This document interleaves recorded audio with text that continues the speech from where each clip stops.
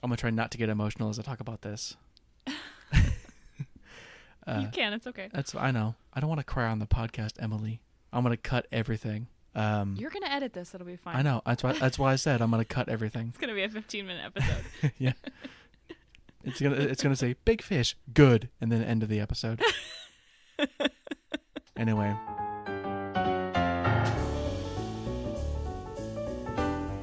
Hello and welcome to It's the Greatest Show, Man, the show where we talk about the musicals you love and why they're great. And why they suck. I am your host, Brantley Wheeler. And I'm your co-host, Emily Chavone. So, Emily, how is it going? How are you today? It's going pretty good. How about you? It's going all right. Since we began this call, it is now a new day. Right. Happy Saturday. So that's why I had to ask you again. Incredible. Yeah. Oh, man. I'm just ugh right now. That's how I feel. Ugh. I'm sorry.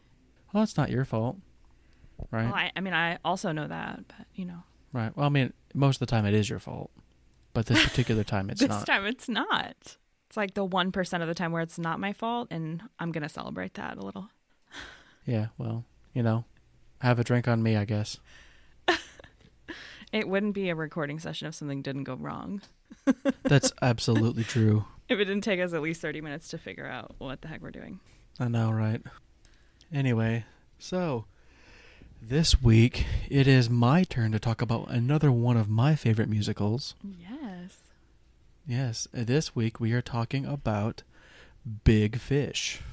We are, yeah. And I have known this is a musical that you love for a long time, but I actually had never seen the musical or even the movie until I was prepping for this episode. So like in the last 2 days, I've seen both the movie and the musical.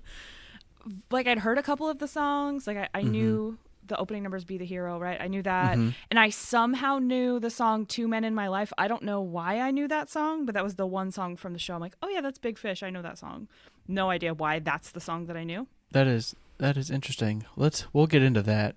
That's all I knew about the show before 2 days ago. Well, like you mentioned, let's talk about the musical in and of itself real quick. So, sure. As you mentioned, it is a movie. It was a movie second because it was a novel first. A novel by Daniel Wallace written in 1998 called Big Fish, a novel of mythic proportions.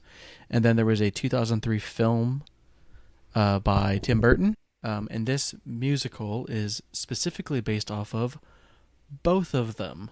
I actually thought it was just based off the book, but turns out they took elements from both and kind of mishmashed them together to make the musical, which is cool. Right.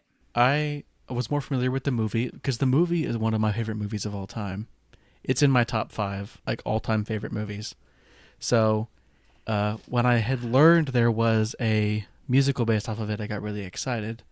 For those of anyone out there that's not familiar with this particular story, the story shifts between like kind of two timelines: the present day world of 60-year-old Edward and his son Will, and then it jumps back and forth between Edward telling stories to Will when he's a young kid, like going from Edward as a teenager and then as a young adult, and kind of, you know, going chronologically in that way. But it's weird how it's kind of like filled up. But Will has a lot of animosity toward his dad because has grown up hearing these stories, and because his dad he likes to embellish a lot, that he doesn't really know if or believe any of these stories are actually true. You know, and then as the story progresses, Will kind of finds things out that, you know, are kind of like half-truths, I suppose. All right, so first of all, I'll just ask this, Emily. What did you think? You've now seen the movie and the musical. What do you think? In the last 48 hours, I have watched both the film and an amateur production. And honestly, I don't remember very much of it. It's just like gone in one ear and out the other. It's kind of unmemorable to me. Okay. I think there's really great parts, but the story doesn't really do it for me. The music is awesome. I love Andrew Lippa. Yeah, that's Andrew Lippa at his finest, I feel like. Like the music perfectly captures every emotional beat. And then like also shout out to Larry Hochman for the orchestrations, because so much of that sound comes from the orchestrator too. Right. And there's so many of these fantasy driven moments that happen in the score that sound very like Steven Schwartz, Alan Menken, like that fantasy world. For sure. And I love that. I thought that was perfect for what's happening. And then like the lyrics are almost constantly driving the plot, which is great for musical theater. I don't really believe in separating the art from the artist, but I just enjoy Andrew Lippa as a human. Like listening to, I mean, we both listened to Great Broadway Game Show Competition. I love that he's so knowledgeable about musical theater, but you can tell that just in general, he's very intelligent, but he's still very down to earth. Right. Actually, one of the things I did in prep this afternoon was I went on TRW's website to look at licensing stuff for Big Fish just to see if anything would pop up. And there is a video that he recorded that kind of talks through the score. And I found that 25-minute video more engaging than the actual musical. Wow. I'm so sorry. Wow. It was so funny. Shots fired. Oh, my big music theory nerd heart was just... So many times I had to stop and just sigh, and like I just enjoyed it so much. And I don't know if anyone else enjoys it as much as me, but I honestly, that was more memorable to me than the actual musical. I feel so bad saying that. No, it's okay. I mean, like, apparently not a lot of people remember this as a musical to begin with. It didn't run very long. It only ran for about, like, when did it premiere here? It premiered in 2013. Premiered in 2013 and only ran for 98 performances. And did not get any Tony nominations. Which I will have some comments to make. It was a big year, though. Yeah, 2013 was a big year, and that's fine, you know. I'm just, you know, not every musical is going to be a smash hit, but it can still be beloved. This one specifically is by me, very much. This musical is very beloved by me specifically. Yes, please tell me more. Well, and like I said, I think it's fine that, you know, it didn't do super well, but I know it has a special place for me, partially because it's based off one of my favorite movies, and the movie always kind of just really resonated with me, and so does the musical. I would say the musical more so resonates with me than the movie did. But you know, the one thing I will say, it's just, if I just talk about, let's just I know you said you don't remember much of it, but let's talk about the story in general for this show first. Okay. So the thing that I really appreciate, there's several things I appreciate about this show, but one of the things I really do like is that this is a story about stories. It's stories about life, stories about family, stories about, you know, what you're going to leave behind, your legacy. It's all kind of things like that. And that can mean, I mean, and even the title of the show in itself, Big Fish, has multiple meanings. And, you know, because you think about big fish stories, tall tales, kind of embellishments, you know, those type of things. Yeah. There's also a quote from the show they do. I always think it's fun whenever they say the title of the show in the show, and they do in this, and it's pretty fun. We'll get into it a little bit later, but just the quote from the show itself, because I wrote it down, is that to kind of go through the story, is that one of the parts of this story is that Edward, as a young man, is traveling with a giant that he met, whose name is Carl, and they go to a circus, and they meet Amos Calloway, who's like the ringmaster of the circus, owner of the circus, Calloway Circus. Right. And Calloway basically recruits Carl to join the circus because he's a literal giant. He's like, this actor's always on stilts, which is really fun. I think it's a kind of a fun thing to do there with that particular character. As an actor who's had to do stilts before, well, every production I've seen, they're holding a stick for support, so that's at least helpful. Well, and most of the stilts I've seen, they're flat bottomed, so you can stand still. It's just the getting in and out of them, and then tangent. When I was in college, we did Barnum the musical, and our ringmaster / Bailey learned how to do every circus trick. He learned how to juggle, he learned how to unicycle, he walked on stilts, he did all of it. And I was the one person in the ensemble whose legs were the same length as his, so I got to wear the stilts at the end of the show because I fit into the pants. And it was, we had this big storage box for our grand piano that sat in the stage left wing. Mm-hmm. And so I had to like get on a chair and then climb on top of this box. It was like 6 feet tall. And then I had to dangle my legs over and have someone strap me in the dark and then pull these long black pants up. And then I had to cross to the other side of the stage down this like backstage corridor. Now the stage itself has a lot of headroom. That backstage corridor does not. And I'm 5'9", and those stilts were 3 feet tall, so I had to walk on stilts and like crouch and Right. like try not to hit the fluorescent lights as I'm running to get to my entrance. It was, yeah. And then I had to cross all the way across the stage again to get the stilts off. It was... So anyway, I just feel for the actor playing Carl who has to wear the giant stilts. Okay. Because they're such a pain. All right. Well, returning from that tangent, Anyway.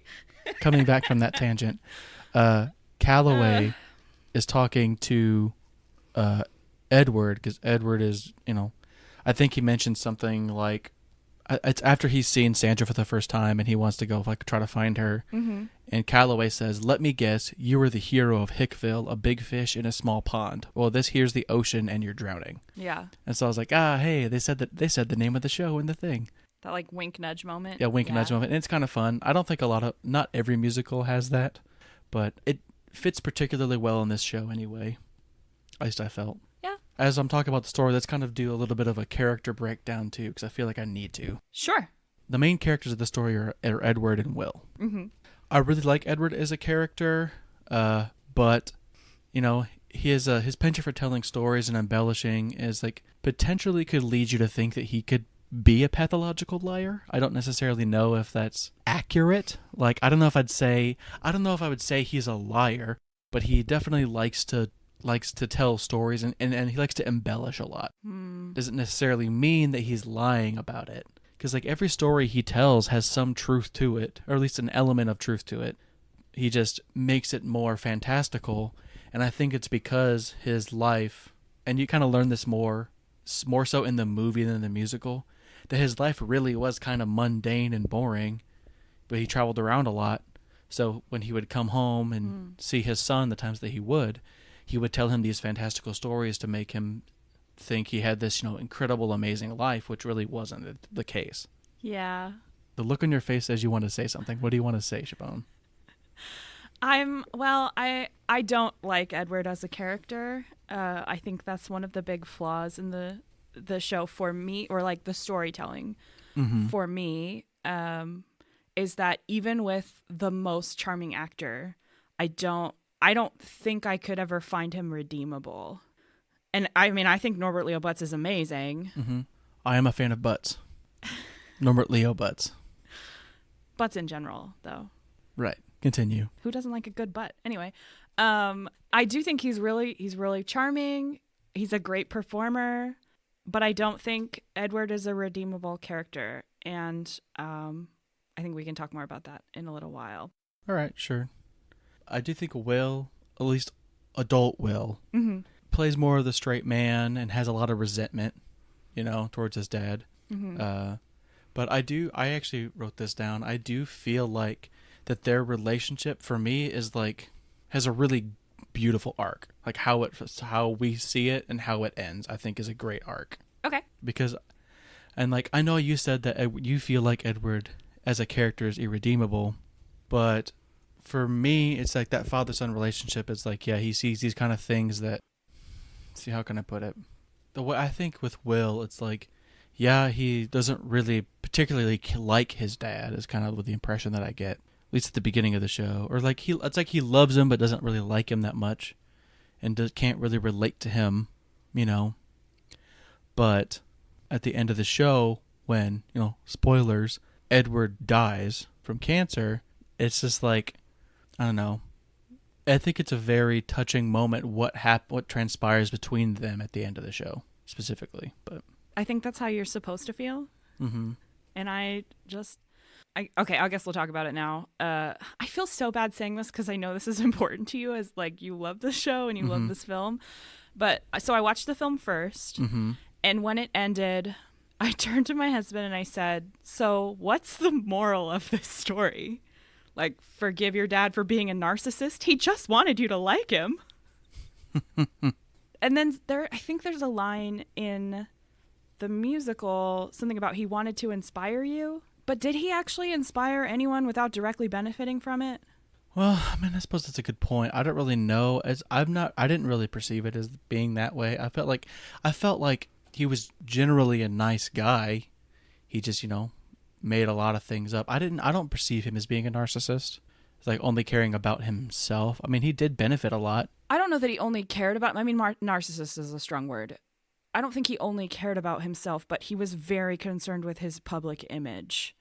Or not just public, but how everyone perceived him. Mm-hmm. Even in, the very beginning of the stage show where they're sitting on the bed, or he's trying to read Will a bedtime story, mm-hmm. and then Sandra walks in and says they need to go to bed, and then he starts to leave, and then Will says, "Oh, but what about the witch?" And then he comes back and starts telling this fantastical story mm-hmm. because his own life wasn't good enough. Like, there was nothing wrong with the life that he actually lived, but why did it need to be so embellished in order to be valuable is kind of what I got out of it. Okay. I mean, and I think that's not a question I feel like I can answer, right? No, that's okay. And I think if at the end he had apologized for embellishing, he's kind of like towing the line of just totally lying, and I think that's the perception that Will has, is that mm-hmm. his dad lied about all of this stuff because there's not really proof that all of it happened. Right. If he had apologized for the impact that he had, I think that would make him redeemable. But right up to the very end, it's all fantastical storytelling. Right. And then, this idea of be the hero of your story, mm-hmm. but he never gives Will the chance to be the hero. Like, even when he's dying, Will has to keep telling stories about how great Edward was. So now Edward's this immortal hero. Well, I think I wouldn't say that I disagree with that, but I think that I want to talk about the songs kind of later on, like after we kind of talk about this, but sure. The songs Start Over, I feel like it kind of introduces Will to a side of his dad he didn't know, because that's a story that is like, it's a true story that his dad never told him because of different things that transpired. And yeah, I get that in that particular story as well, that he is concerned with how he's perceived, right? Yeah. But, and you see at the end too, like when they do the kind of funeral scene that all these people show up, it's not just like no one's there, right? Right. So that to me kind of infers that he was a good guy and he did do a lot of good, even if he didn't always tell the perfect or exact truth. Yeah, I think that's fair to say that, he did lots of good things, but I feel like a lot of that was just in service of his own image. Which, like, I don't know, if you're doing good, right? Right. Good is good, regardless of motivation. Well, I mean, I guess you could say that Edward is not a particularly humble individual, right? Yeah. The good things he's done, obviously the good things he's done, he talks about, and he's proud of the things that he's done. And the bad things he's done, he's not particularly proud of and doesn't talk about those things. Mm-hmm. But that again does not necessarily make him I don't think it makes him an irredeemable character. I just don't think we're supposed to like him if we get to see all of those things and know that, the fact that he doesn't acknowledge them, to me, comes off as he doesn't regret them. Or, maybe it does. I don't know. I just don't, because we don't get the apology at the end. Mm-hmm. I just don't think, I think they could have easily vilified him at the end, and I think I would have liked the story a little more. Well, maybe, but I just think without Edward actually apologizing, Will does forgive him in a kind of a roundabout way. It's not as explicitly said. Oh yeah, I think you're right. Absolutely. Right. But again, then because Will forgives him, we're just supposed to like him. I guess. I mean, he is a charming kind of like. I mean, I'd hang out with the guy, right? If he was a real person, I'd hang out with him. He seems like a pretty cool guy. Oh. But I'd hate him. I think you probably would, yeah. But you hate everything that's fun. I'm the Don Price of this story. You know what? That makes perfect sense to me, and I'm here for it. You know, he is such a minor character. Well, he actually has a bigger role, I think, in the musical than he actually does in the movie. Because, like, in the movie, I mean, Don serves the same purpose, but I know in the movie, Don dies young. And he has, like, a heart attack and dies young. Mm-hmm.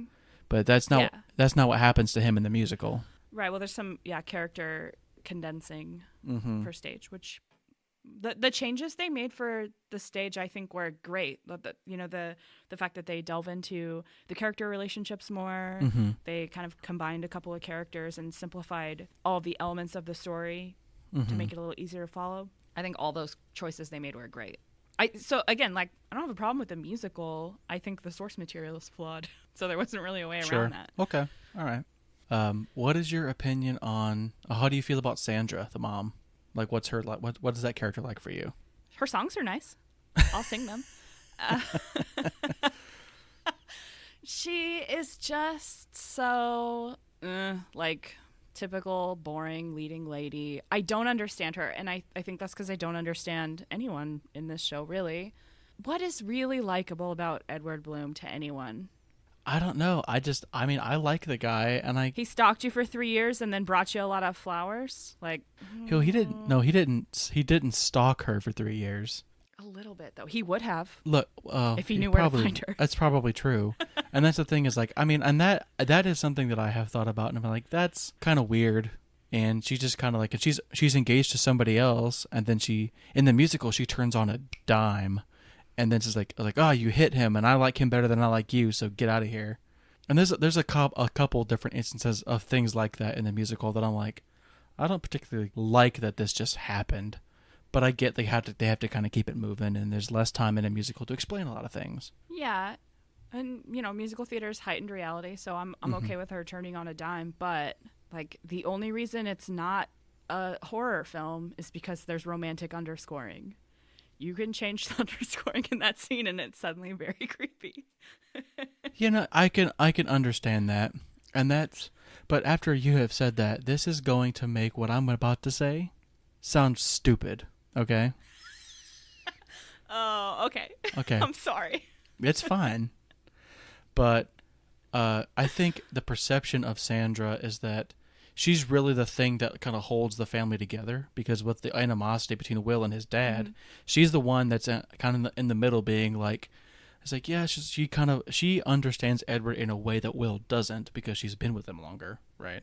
But but I don't think she necessarily kind of like, I mean, I guess it could be perceived in the way that she kind of like, Edward will start telling a story and she goes like, oh well, that's just Edward, and it's kind of how it's kind of played that way, or it can be kind of played that way, but I think she actually enjoys the stories that he tells to an extent, and I feel like my perception of the different productions I've seen is that Edward really does love her more than anything, and I don't think that's really a question here. And I feel like, and me personally, that the Edward and Sandra story is my favorite love story in any musical I've seen.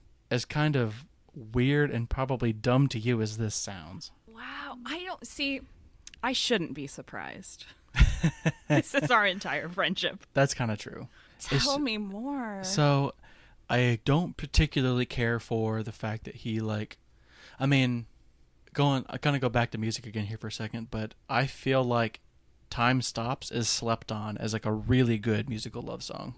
Like, I think it's better than a lot of people give it credit for, because it's just like that moment of like, love at first sight type of perception, because like he sees her and then she kind of notices him, and then she leaves, and then he spends all this time just trying to get little bits of information about her, and Calloway's not really giving it to him over the course of like 3 years, right? He's working at this circus, getting little bits of information over the course of this long period of time, until he finally learns what he needs to go find her, find where she's at in her name, and then he goes and finds her. And it is weird that he's immediately like, "Hey, I'm in love with you. Marry me." And they barely know each other, right? It's okay. We can just frame it as being romantic. And I'm not saying that in a sarcastic way. I mean, it's meant to be romantic, so let's look at it through that lens. It is. And I actually have this quote here as well. And for me, I was like, I have a couple different thoughts on this particular exchange. You know, he's singing the song Daffodils to her because one of the things he obviously learns is that she loves daffodils. And it's a big visual component of the production in a couple different parts. Mm-hmm. And he says it in the middle of that song, "Please marry me." And she says, "But you hardly know me." And he says, "I have the rest of my life to find out." Which, one, I'm like, that's pretty smooth AF right there. Like, I'm not going to lie. I thought that was a really smooth line. But also, not really a reason. Right? Like, I think I just was like, I remember the first time I heard that, I was like, that's smooth. But also, yeah, I don't necessarily think that's get to know her a little bit first, dude. Like, she doesn't know you, like, hardly at all. So I get it. Yeah. And I get it. And as like you said, it is intended to be framed in a romantic way. And I think it is more or less successful. But I think I've always thought that line was really fun, I guess. I don't think I would use it. I'll say that.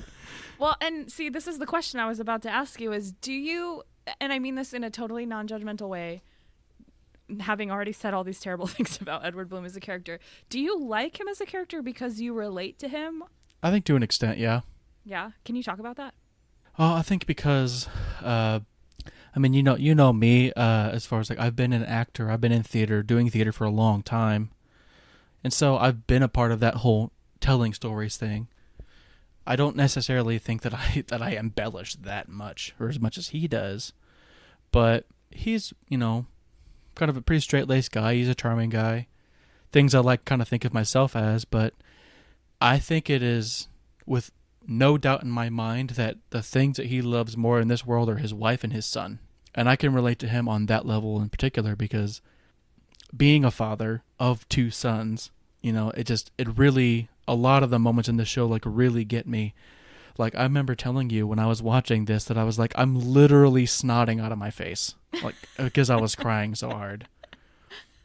And it's just like this, I don't know. I guess it's kind of hard for me to explain, but the parts that always got me were Daffodils because of his relationship with his wife, and How It Ends is also the one that made me, like, How It Ends made me, like, cry really hard. And in one particular production I saw, I cried even more because I had a really small child come out, like a child that's probably around my younger son's age, came out on stage, and I just, like, I lost it even more. Aww. Even though the production wasn't the best production I've seen. That one little element, I think because I can relate to that, just really struck me. And that's why, I think that's why this, like, that character in the show just really resonates with me because of my own personal life. Yeah, that tracks for me. As I was, watching it and trying to absorb the story, especially after I'd watched the film and was watching the musical, the only thing going through my head was, I don't get it. Like, what's the point? Mm-hmm. And why does Brantley like this? And then it must be like a personal connection to it. That's definitely it. Yeah, I think it's just the personal connection that I have with the show, That's fair. But anyway, I will say there's one more thing I had about a characters in the show. Sure. I think Calloway is a really fun character. Mm-hmm. And I think he gets enough stage time. Like, he doesn't need to be in it any more than he already is. Uh-huh. But I think if you have a really good Calloway, he could probably steal the show a little bit. Yes. Stay tuned for our dream casting discussion at the end, because I have thoughts. Okay, great. Is it Hugh Jackman?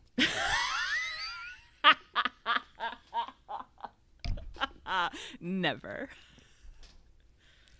Oh, God. Hugh Jackman is going to be your dream cast that makes me vomit, isn't it? No. Maybe. Hugh Jackman and Ben Platt on alternating performances. Just every production. Ugh. Every show we talk about fan casting, I'm always going to put them in it. You're gonna put just to make you mad. Sophia and Carissa Alessandra. Mm-hmm. What else you got? Okay, so let's talk about the music. Okay.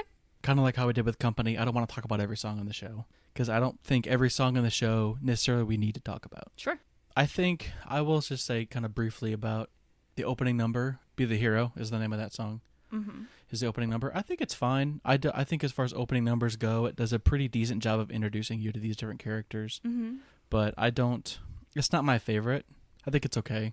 I mean, I think musically and lyrically it's great, because like you said, lyrically it drives the plot. And I don't know about like the orchestral arrangement. I don't know if you have any specific thoughts about that.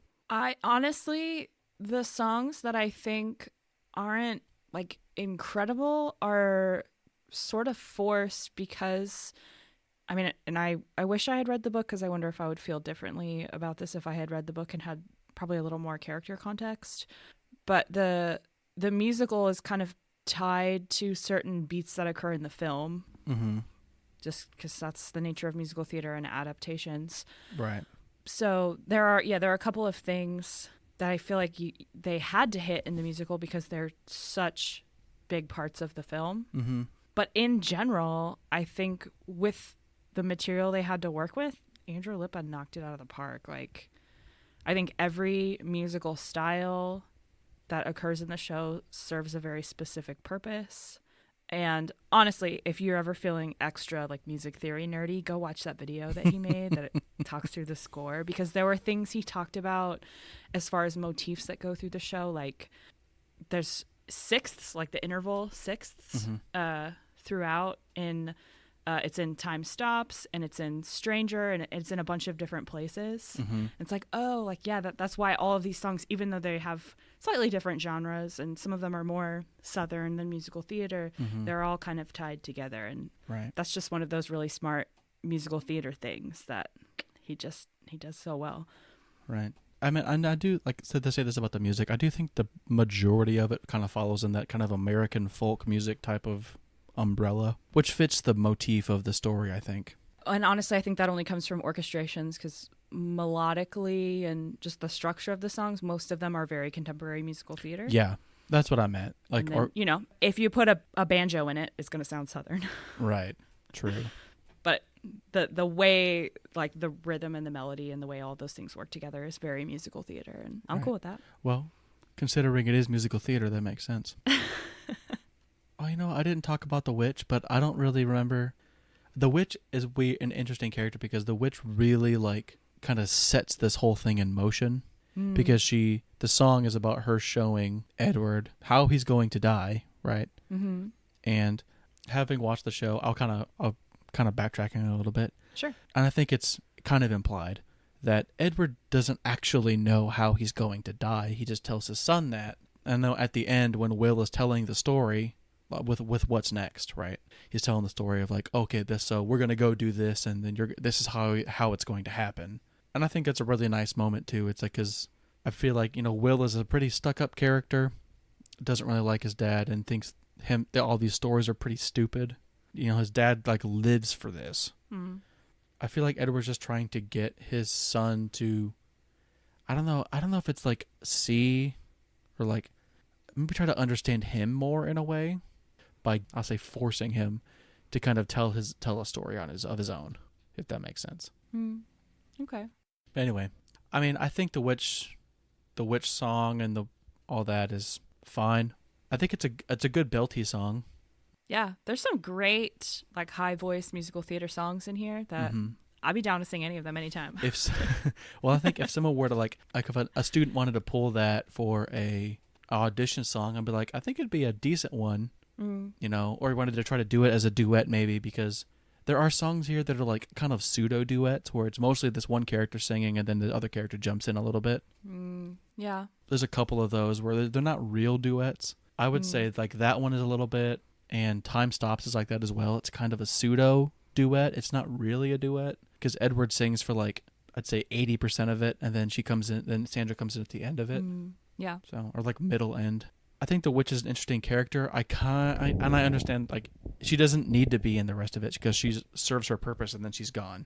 I think it's a good one-off character and a good one-off song because, like I said, it comes in, it serves its purpose, and then we move on. How come Jenny Hill's not the witch on stage? That's a good point. You could definitely double cast that because the witch only shows up. Yeah, well, and I think that's a really interesting point they make in the film. Yeah, it's true. Yeah, because it's Helena Bonham Carter in the movie. I don't know. I mean, I think you could definitely double cast that, and it would be fine. But I know at the funeral scene, they had it to where the witch and Jenny both show up, or like Edward's death scene, they both show up. But I think it's important that they are the same person, not just that it's the same same actor playing both characters. yeah, that's a different interpretation for sure. But Because isn't that what the film's going for? I don't know. I don't know if I've ever interpreted it that way, that they're the same person. I think she says that. It's obviously the same actor playing both parts. I think she says that. Does she say that? Something about her being a witch? I think he says something. I think he references something about a witch, and then she makes a comment about how like the storytelling, like the moment was made out to be more than it was in reality. Oh, okay. Right after the witch song is Stranger, and Stranger's a really good like tenor belty song. That's probably my favorite song in the show. And it's really good. So, yeah, I mean, I could definitely get behind that. It's a really good song, and really introduces, I think it introduces the audience to Will's, like the tension that he and his father share, kind of, or like kind of see more into like why he feels the way he does. Right. Which, I mean, I feel like to an extent, every good musical theater song should be telling you something. Which is, I think, a lot of issues with like jukebox musicals is like it's a song already written for something that's kind of shoehorned in or can be shoehorned in to try to serve, try to tell a story, but without actually fitting into the story. I think Stranger is the closest to a I Want song in this show. I guess you could argue Be the Hero would be Edward's I Want song, but the fact that Stranger is relatively early in the show makes me inclined to think that Will is the protagonist, even though Edward is the lead. Okay.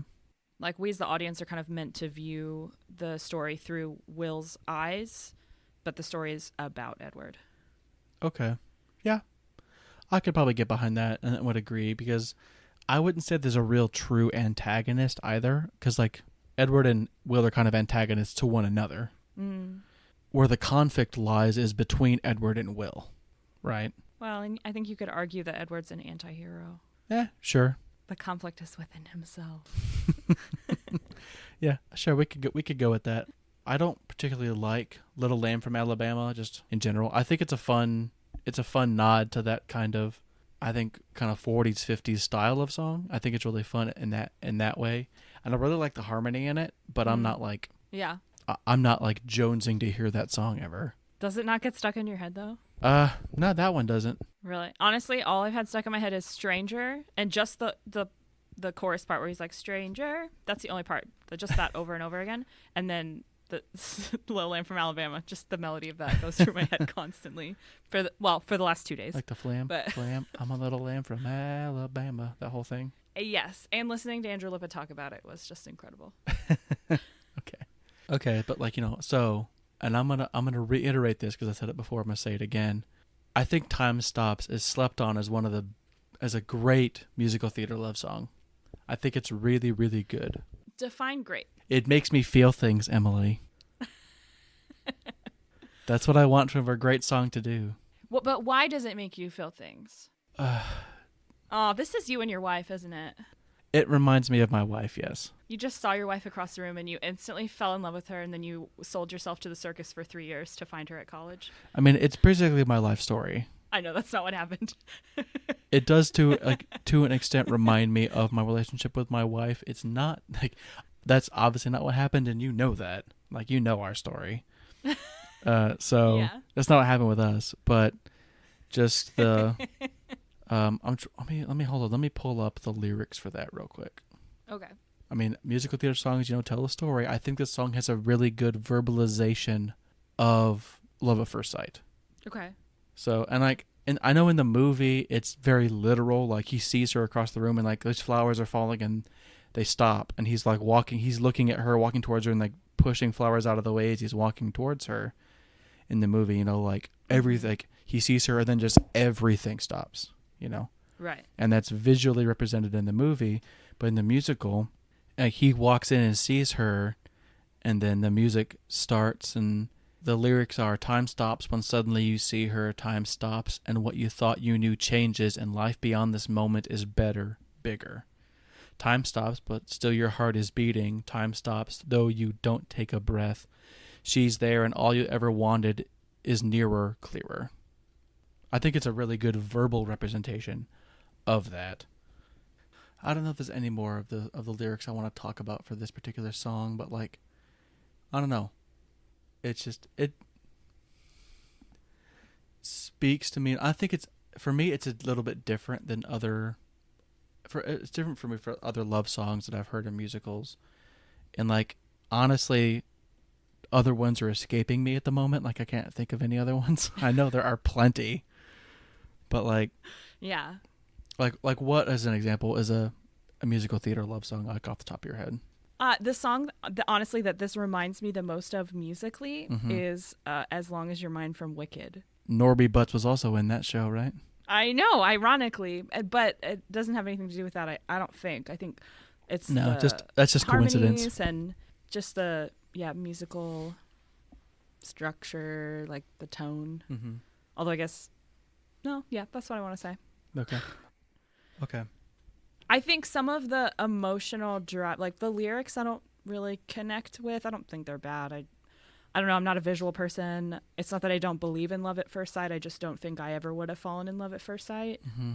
And like, did I think my husband was cute when I first met him? Yes, but like, that wasn't love. This reminds me a little bit too. Like, I always call it like, it was a trope in a lot of movies to have, like, especially like romantic comedies and stuff, to like, they see each other across the room and like they play Dreamweaver, and then like everything slows down, right? And I've admitted this public, like, you know, to other people, but like I've had at least one Dreamweaver moment before. It was not with my wife, and she's aware of that. But so I mean I do believe in it, but like I'm not going to put all my stock into it, right? Yeah. I'm not going to put everything into that, but like I do believe that it does happen. And because like I can even speak from this experience, both of my grandparents, my parents' parents, met on blind dates and got married within a year, and like had these families, both of them, both sets. Well, a year is reasonable, I think. Right. We'll get to that. Yeah. But like, and like I said, it's probably an embellishment, right? Because he does that. Edward does that. Sure. But I don't know. I believe that it can happen. It's not necessarily like, I don't think it necessarily works out for everyone, but I'm sure there's plenty of couples that has. Well, and I don't even think you need to put the qualification that it like has to work out. Like, I don't think you marry every person that you love. That's also true. But I can't think of another song that's, I mean, this song is definitely like, it's like a love at first sight, but it's clearly for me defined as, this is love at first sight, not lust at first sight, right? Yes. It's very clearly defined. I think that's very clearly defined. And I think that's another reason why I really like it, is because it's not like, I want to get with her. It's like, I'm going to do everything I can to be with this person. And all he does is see her across the room and knows nothing else about her. I don't know that there are a lot of musical theater moments that are lust driven, though. Not in that way. I mean, I don't know Passions. I have no idea. I don't know if that's a show like that or not. We'll get to Passion someday. Great. Anyway, let's get back to talking about this musical that I love and you hate for some reason. All right. I don't hate it. No, I don't hate it. I know. I'm aware. I have gathered that. Anyway, but that's like, I think, you know, because in the song Time Stops, it really kicks off like this love at first sight thing, and kicks off this love story between Edward and Sandra.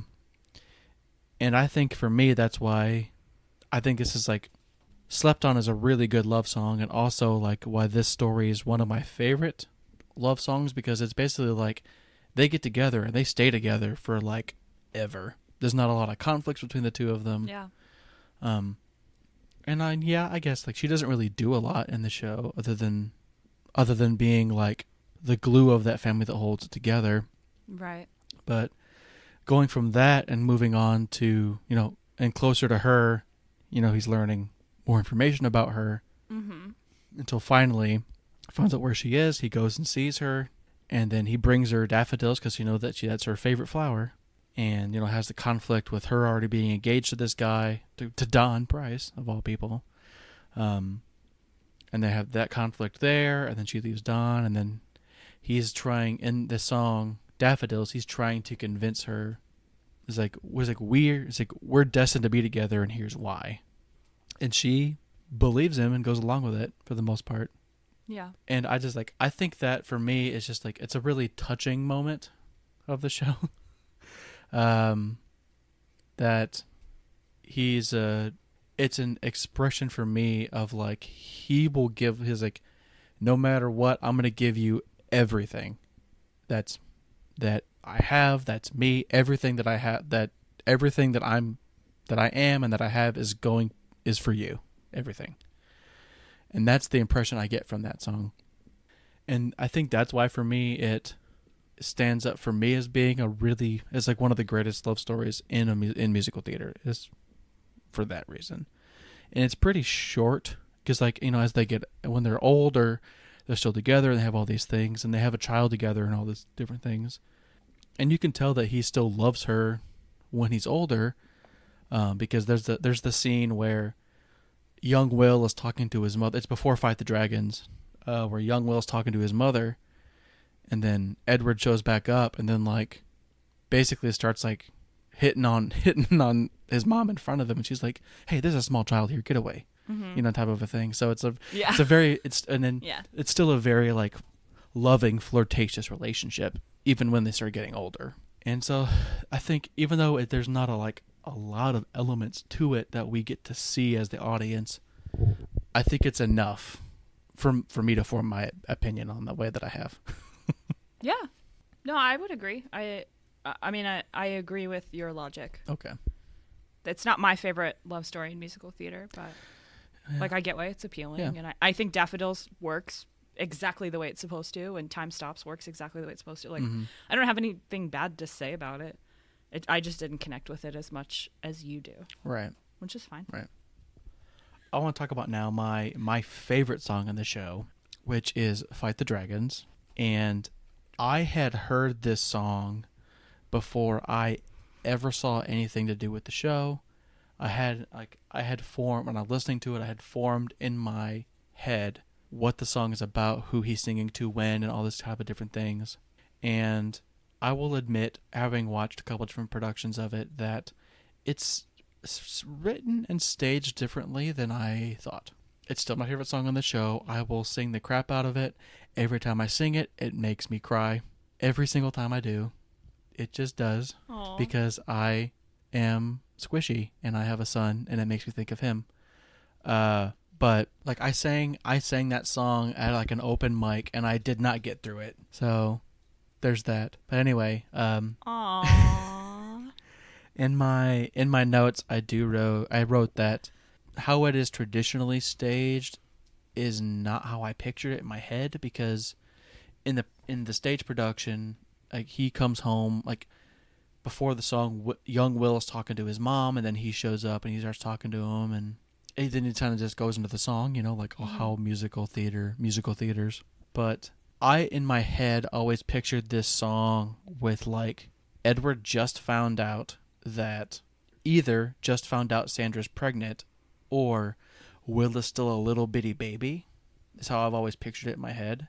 Okay. And so as he's singing this song, it's more introspective, because like when he's singing it, like, I've never been a man who lived an office life. I've never been a man behind the desk. I've always been a man who said that staying still is playing dead, the kind who's looking forward to the challenges ahead.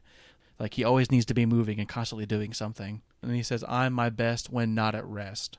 But that changes for him when Will is born, is how I perceive it. Like, so he is like, in my head, I stage this as like Edward's kind of on stage by himself, and maybe Edward's or Will is like in a little bassinet on stage, like he's a baby, a bitty baby. He's not a young boy. He's a tiny baby. Okay. And so he's singing more to himself than he is to Will. And so when the lyric comes of, and when I'm old and tired, you'll do the job required. You'll be there telling stories to your son. That gets me every single time. I perceive the song as being like, basically, I am here on this earth to do my best until you can take care of yourself, or you can finish what I started, or kind of how I perceive it in that sense. Or like, it's like kind of like leaving a legacy, right? I don't feel like I'm expressing this in the way that I'm really like how I really emotionally feel about this song. I'm having a hard time verbalizing. I do understand what you're saying. I was going to save this for later, but I think now's the time to read what I wrote in my notes. Okay. I have notes about what's great about the show, what's not great about it, and then my big question is, why do you love this show, and is this podcast turning into a season-long discussion of parenthood? LOL. Yes to both. Because it kind of is. Yeah. Yeah. I mean, it just happens to like, hey, you picked company at the last second, so don't blame me there. It wasn't the last second, and Company's not about parenthood at all. It's about but marriage. We just happened to have a long discussion about it. Yeah. Yeah. So yeah, it just made me laugh. I'm not a parent, so I don't feel like I'm really qualified to talk about it. Right, and that's fair. I can talk to your like just at your face all about it all I want to. But yeah, just like that. I don't think the song is really any less impactful for me now. It's just not what I imagined. So it was just strange for me to see it done differently than how I've dreamed it up in my head, right? Yeah. And the way that I have pictured it is not how it's written in the script, obviously. So I wouldn't stage it the way that I have pictured in my head. And now I may do it that way if I were to perform the song as a standalone. I might perform it that way. Yeah. But in the context of the show, that does my perception doesn't fit, and that's totally fine, you know. Right. But yeah, I just like that song. Just means a lot to me. Has meant a lot to me. It is in my repertoire. It is a staple for me to sing that song. It's one of the few musical theater songs I have 100% completely memorized and in the pocket ready to go at any point in time. Someone says we need you to audition for something, like that's going to be a song you pull out. Yeah, pretty much. Let's jump down to I Don't Need a Roof.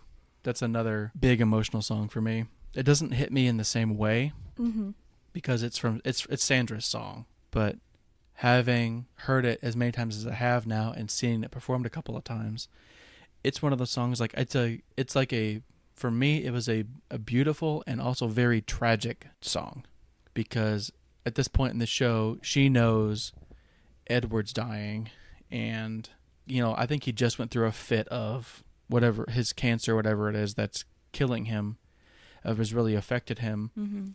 She's just sitting on the floor, he's laying on her lap, and she sings this song. It's kind of uplifting, but it's still really sad. Essentially saying that, yeah, like, I don't need anything when I'm with you. You're everything to me, and I love you, and I don't want you to go. Like, I don't know what I'm going to do without you, is what that song's about. And so both times I've seen it performed, it was done beautifully. You know, they were both amateurs. That one did get me at least once. It doesn't always, just because, I mean, I'm gooey on the inside. I'm like a crab. I'm hard on the outside and very squishy on the inside. So I want that on a poster. I'm like a crab. Yeah. But anyway, it's just gooey on the inside, like a crab. This show just gets me, man. It just does. And like, yeah, I don't know. I have a question for you about that song, actually. Okay. I can't remember. Is that a beat in the film? I don't think so. Okay. I don't remember it being one. If it is, it's like spoken dialogue. It's not. Well, obviously, because the movie's not a musical. Right. Just because the other songs with very explicit metaphors like Time Stops and Daffodils are beats pulled directly from the film. And I know Fight the Dragons is not a beat in the film. Correct. But I Don't Need a Roof feels like a specific metaphor in a way that the other, like Stranger, doesn't feel like a very specific metaphor. And so that's not really a statement on its success. Right. Okay. Well, I don't believe that it is. I was gonna say that I think one of the reasons why this song really gets to me too is that I have had a lot of tragedy in my life. A lot of my very beloved family members have passed away. Some of them within, I think I lost like 4 of my family members within 5 years. Like it's pretty quick succession. And like, it doesn't ever get any better, right? When you lose someone, you just have to move on. There's no, if you dwell on it, it usually doesn't bode well for you, at least in my experience. But I think that's one of the reasons why this song also resonates with me too, because Sandra's in that place where it's like, I don't know what I'm going to do, and there's nothing I can do. Yeah. She knows he's going to die, and she can't do anything about it. She's just trying to hold on to like every moment, and this is like her lament song, right?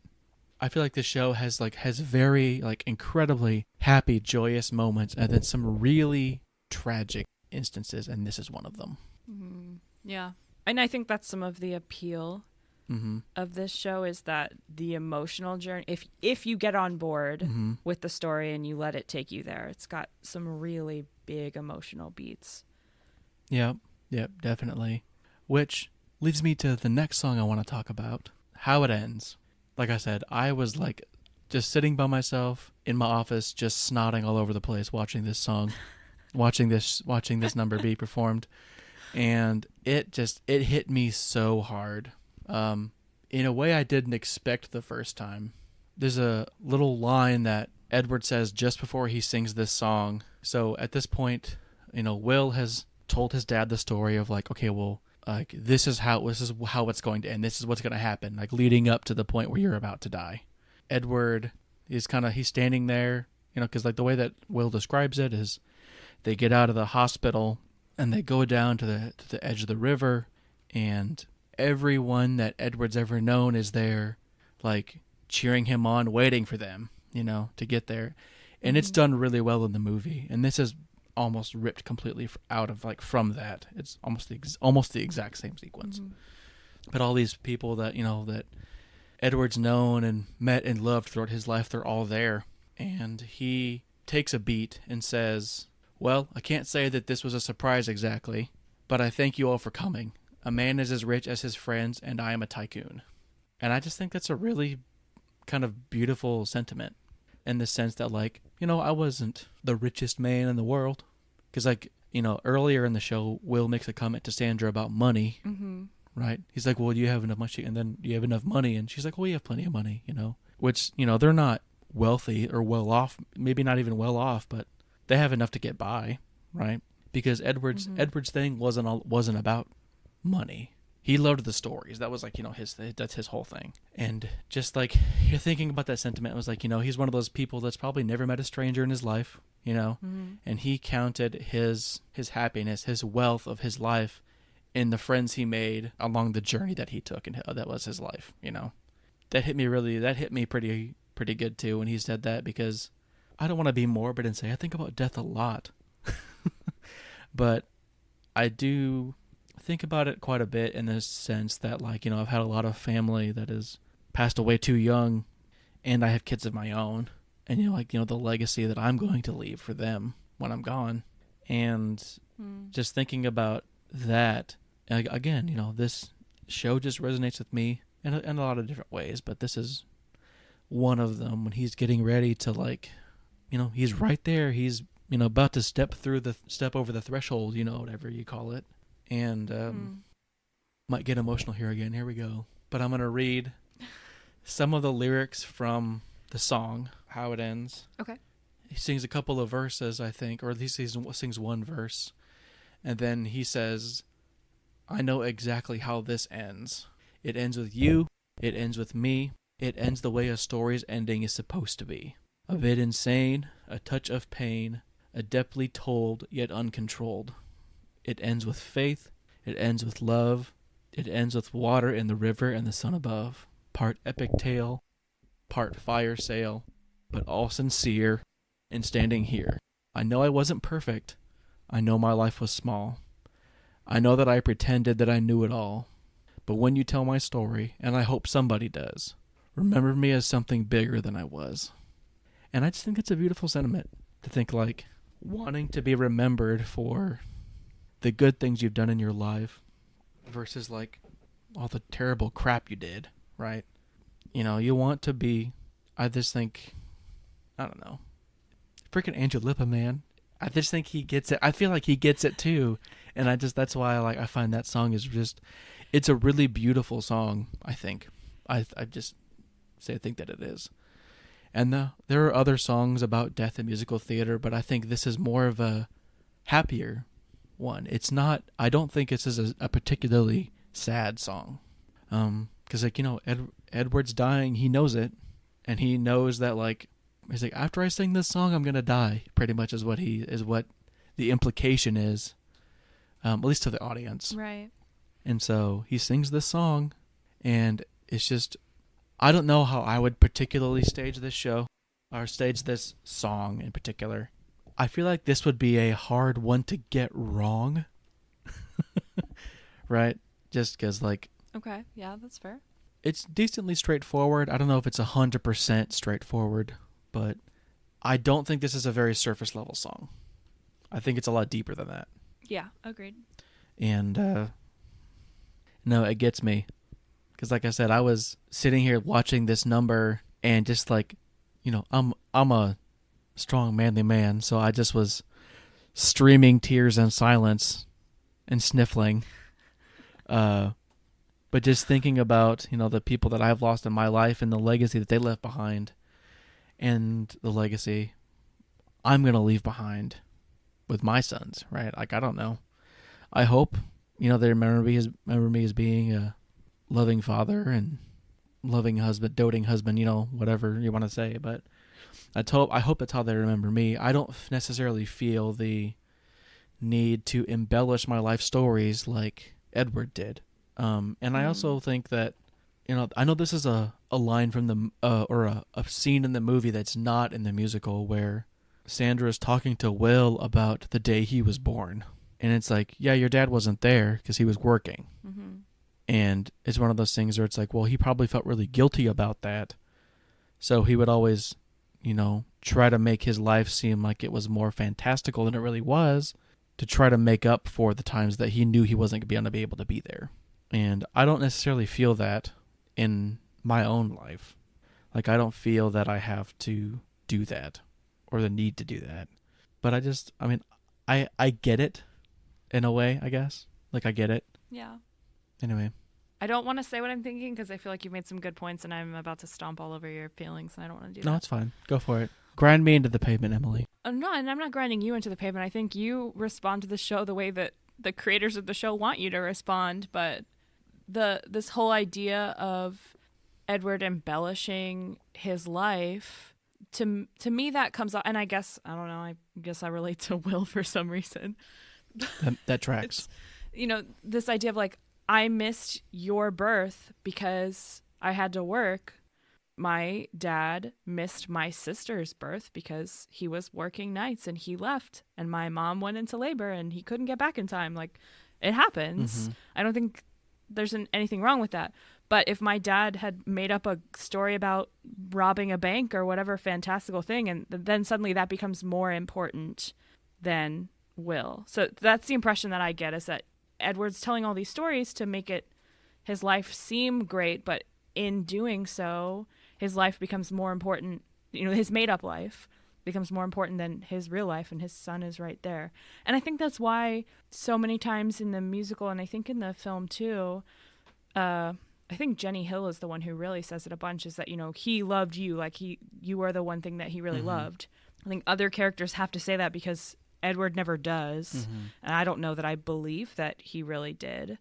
And I feel the same way about how it ends, where this idea of like, remember me as bigger than I was, like in your very last moments, that's your one wish, is that everyone remembers all of the best parts of you, and not that, like, you don't want to tell your kids that you love them.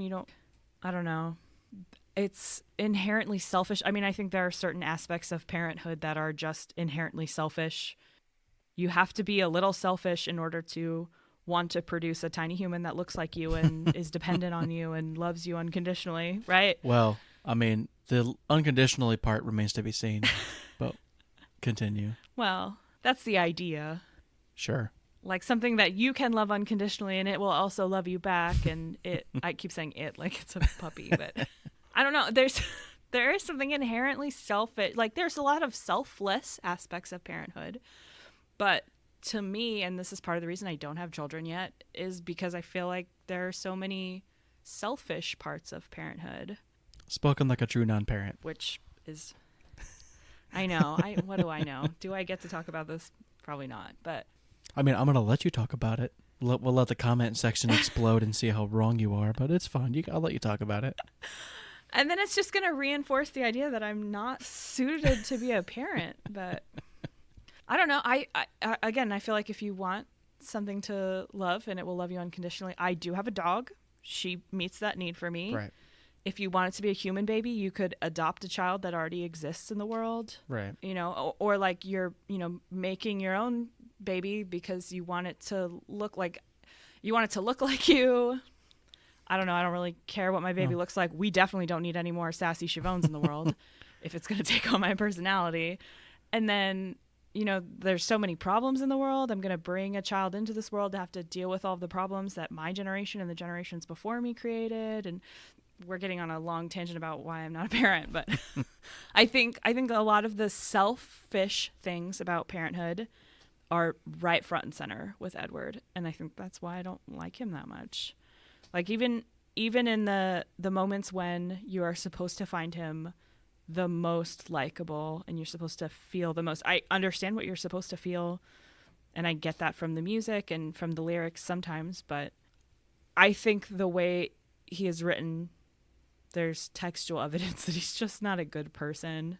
Yeah, well, I just think that's your interpretation, Yeah. Being the hateful person that you are. I guess. It's not like my parents told fantastical stories and ruined my life. I don't really know why I feel this way. I don't either. Yeah. I just think maybe it's your cynicism rearing its ugly head. I guess. But to be fair, does it ever not do that? Sometimes I feel feelings, and then I shove them down so fast. That tracks. I've got all my feelings out with company. Right. No more feelings the rest of the season, Siobhan. But yeah, I think all the points you made are 100% accurate in the way that you're supposed to interpret the show. I didn't get there emotionally. That's okay. I mean, and again, it just makes sense that you hate everything that I love. That is just how our relationship is. I feel really bad. I wanted to love it for you so badly. I really did. But I do think this is payback for you not loving company and really breaking my heart on that. So, hey, I'll just tell you right now that my heart is not broken because I didn't expect you to like it. So it's the fact that you liked it just a little bit. I'm like, it's going in the win column for me. That does make me feel better. Good. I'm glad. All right. So before we finish up here, I would like to go over a couple of things from the productions I've seen and from what I'm understanding is in the script. Some things that I would do differently, me personally, if I were to direct this show. Here's a couple things that I would do a little bit differently. In both productions I watched, during Be the Hero, when he talks about the witch and when he talks about the giant, mm-hmm. they both come on stage and he kind of interacts with them a little bit. Mm-hmm. I would not do that personally. Tell me more. What I would do, I would probably have it set in a way that you see like their silhouette, so that they're not they're not revealed right away. Like they don't just come on stage and be like, "Hi, I'm going to be in the story later." Right? But you get what I'm saying. Okay, so here's the lyrics to the song. Okay. When Edward sings, "What if I said I met a witch when I was very young? What if I said she showed me how I die?"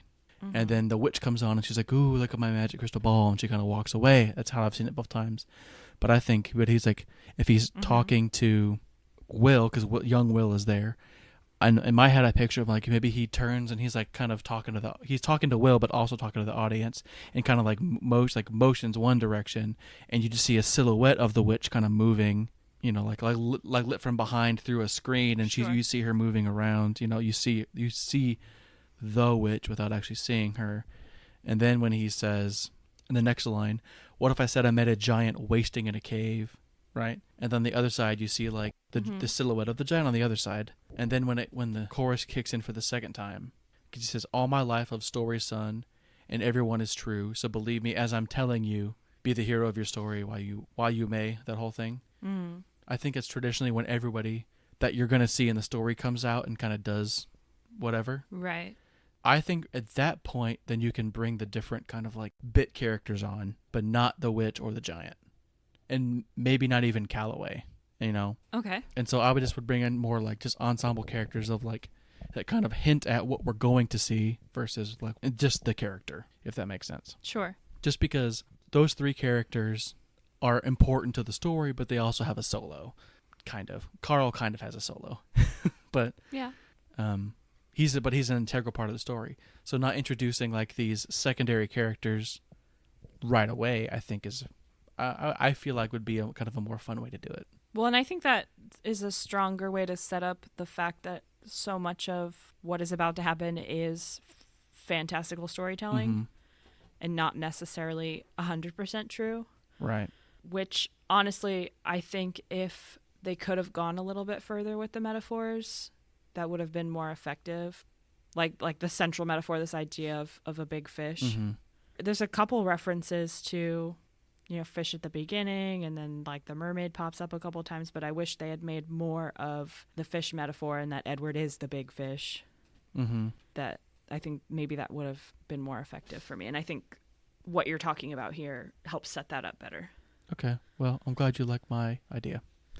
But then, well, then the next thing I said was another thing about spoilers, not even though we spoiled this entire show at this point. The reveal of Calloway being a werewolf is like, and then gone, right? He shows up and he's like, "Oh, well, I'm a werewolf." And he's like, "Yeah, I know." He's like, "Oh yeah, you're a werewolf. That's cool. Whatever." And I'm like, I feel like there might need to be some, for me, I would try to set up some character beats for him leading up to that reveal that kind of hint at it without it just showing up out of the blue. Yeah. Yeah. Like maybe he scratches himself like that or something that kind of hints at more like a little bit more of an animalistic nature of the character versus like when we just see him. Oh, and by the way. Oh, by the way, yeah, because he mentions like he's talking. Calloway mentions something to Edward about secrets, and then he's like, "Oh, my secret is that I'm a werewolf," but that's kind of it. There's no hints at it. He just shows up. He's like, "Oh, I'm a werewolf." Yeah. And so I would like to kind of set it up so that it's not just like he's here and then he's gone. Yeah. And then when he shows up during Start Over, you kind of take his ringleader or his ringmaster outfit and his werewolf outfit and put them together to kind of make it look like, oh, he's embraced this part of him, so he's just a hairier dude now or something like that. I think that'd be a little more, because like to show like that character's growth as well, because like he kind of alludes to it. Like he's like, oh yeah, he's like he got married, he has a wife now, and she's cool with the fact that I'm a werewolf, right? But I don't know.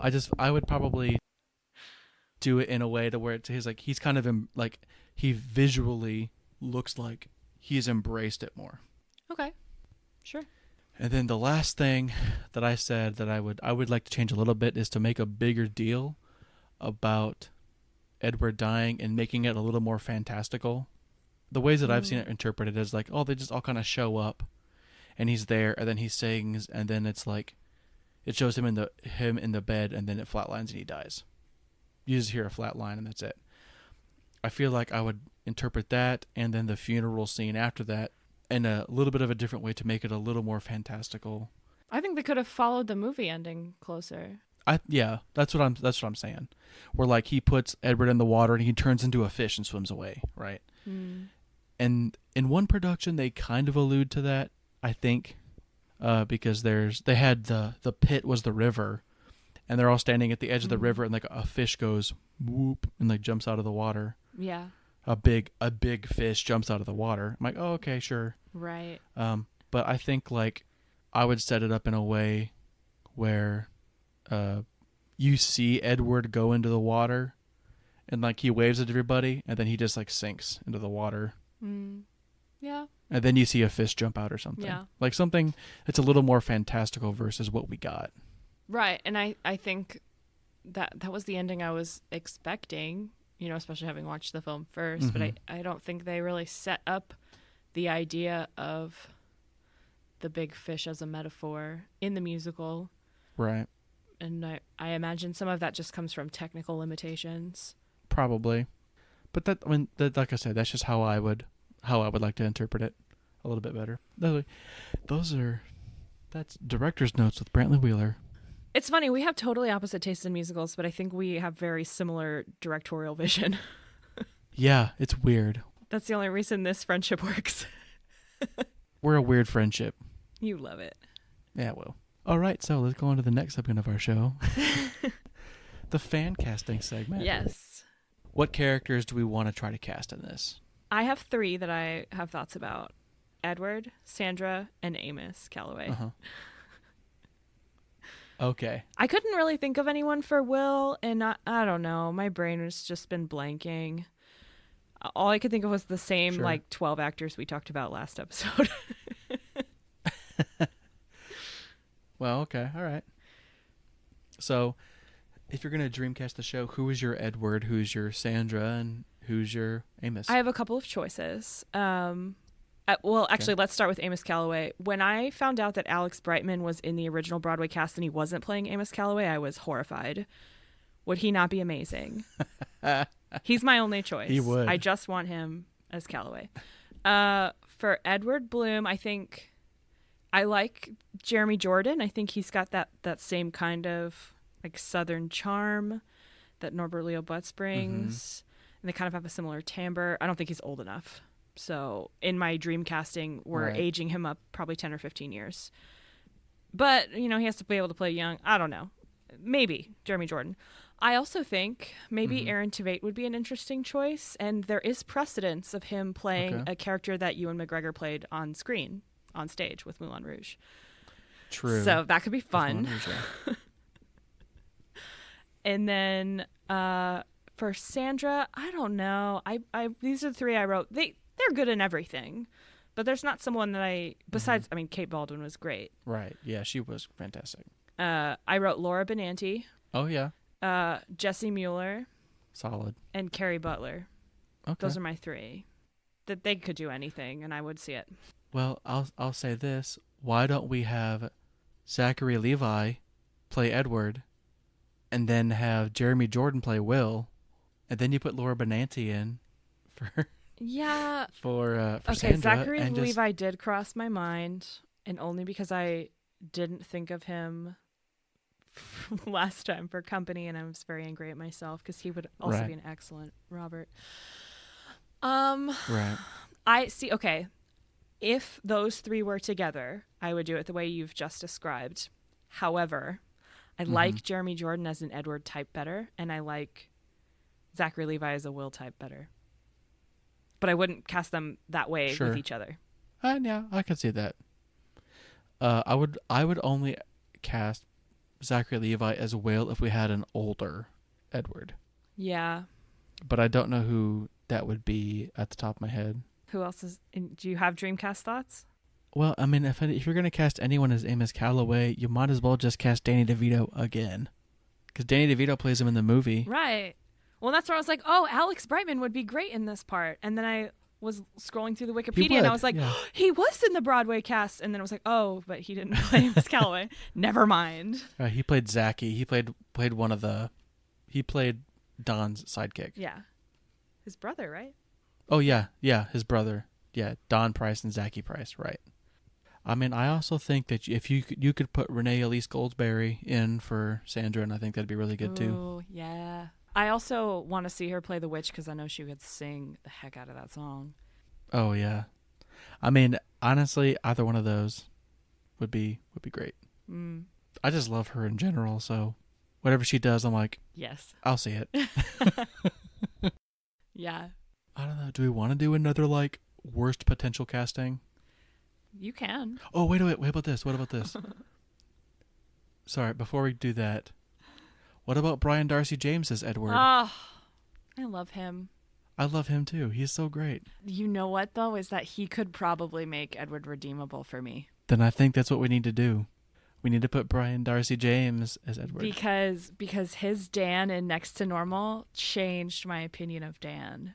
So. Oh, really? Yeah. I find Dan to be kind of unlikable in Next to Normal, especially the J. Robert Spencer's portrayal. But Brian Darcy James plays a much more sympathetic character. So if anybody can do it, he can. Yes, I will see this. Okay. Let's go. So let's nail this out then. So we have Brian Darcy James as Edward. Yes. Who's Will? You want to go Zachary Levi? Do we want to use up our... Can I recast Zachary Levi in every show? I mean, I think it's fair if you want to. We're just going to cast the same 10 people over and over again. Yeah, why not? Because they're our favorites and we want to see them in everything. Yeah. Well, and if we're going to... So, Brian Darcy James, then I think you could pull Jeremy Jordan or Aaron Tveit into the Will role. Let's go Aaron Tveit. I like that. I think I like that better. Oh, and him singing Stranger would be so pretty. Then who's Sandra then? We have so many. Is it Laura Benanti or is it? There's so many. Even Philippa Sue would do a great job. I thought that too when you said Renee Lee Goldsberry. I think maybe let's pick 7 or 8, and then every performance of the week someone else plays it. Just rotate them in. Pick like our favorite 8 leading ladies. Ariana DeBose. Just why not? Just circle them all in. You know. Ariana DeBose. That's the thing about Sandra is that if you have a relatively pretty voice, pretty much anybody can play that part. You just have to be able to make lovey-dovey eyes at Edward. But you have to just pick one. You just have to pick one. I can't pick one. You have 18,000 options. Pick one. I will compromise and pick 8. One for every performance of the week. Okay, so we'll just insert your favorite one, whatever production you want to go see. Whoever's Sandra, you'll be like, great. I mean, if you want to stunt cast maybe like a Sarah Bareilles. Get some non-theater interest. She's currently playing the baker's wife, so that could be good. That's true. Yeah. With Brian Darcy James. Oh, yeah, that's true. That is true. Yeah. And then throw Alex Brightman in there as Amos Calloway, and we got a show. Yeah. Yeah, I'd see that. I think the conclusion I've just come to is that the musical theater parts of the musical, I think, are great, but storytelling wise, I think the movie does a better job telling the story. I don't disagree. I think you get a little bit more out of the story in the movie than you do in the musical. My general closing thoughts are just that, I mean, I didn't hate it. I didn't love it, but I'm glad we did it because I do like talking about the things that you like too. It's nice to talk with you about something that you're passionate about. Yeah. Not so much for me. I don't like talking about things you're passionate about because I hate it. What are your final thoughts? My final thoughts of this show are that I absolutely love this show and nothing's ever going to change that. This show just gets me. It's probably the most emotional I've ever been watching a musical. And it's going to have a special place in my heart forever. It just is. I want to do this show. I want to be in it. I was going to say, if you mean at school, we're going to have the right people come along, and you're going to have to campaign to convince me, I think. Yeah. Or you direct Well, it. I think, too, that I personally think that if you were to direct it, you would direct Edward in a way that you're like, I don't like this character, so I'm going to direct it in a way that you're a I don't think you can.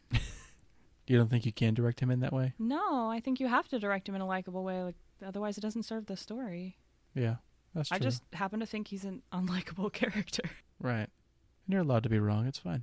I'd also be in charge, so. Yeah. I can hear you rolling your eyes. Yes. I'm not subtle about it. No. It's the Greatest Show, Man. It's produced by Brantley Wheeler and Emily Chavone. Our theme song is by the incredibly talented Patrick Duffy. Links to all his social media in the episode description. You can find us on all the socials at Greatest Show Pod. Tweet at Emily and tell her why her opinions are bad and she should feel bad. If you have any suggestions for a musical we should cover in the future, send us an email at thegreatestshowpodcast@gmail.com. Thanks for listening, and we'll catch you on the next one.